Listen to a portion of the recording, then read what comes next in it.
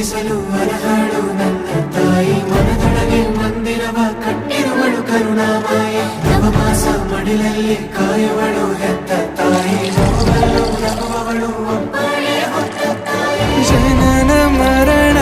ಜಗದ ಸಂತೆ ಅದಕ್ಕೂ ಮೀರಿನಿ ಬೆಳೆದು ನಿಂತೆ ಕರುಣೆ ಸಹನೆಯ ಮೂರ್ತಿಯಂತೆ ದೇವರಿಗೂ ನೀ ಸ್ಫೂರ್ತಿಯಂತೆ